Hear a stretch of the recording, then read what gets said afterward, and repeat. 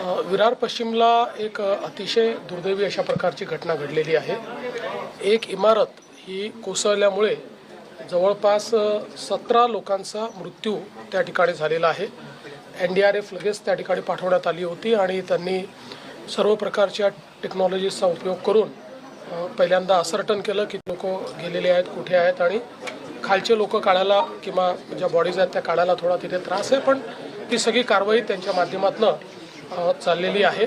मुळातच या इमारतीला मे महिन्यामध्ये नोटीसही देण्यात आली होती आणि स्ट्रक्चरल ऑडिटचीही नोटीस देण्यात आली होती।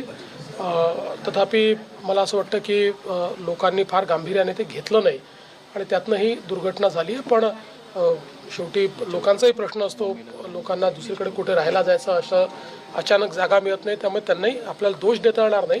पण ही घटना गंभीर आहे। आम्ही आत्ता सध्या शासनाच्या वतीनं 5 लाख रुपये प्रत्येकी अशा प्रकारचं त्या ठिकाणी घोषित केलेलं आहे।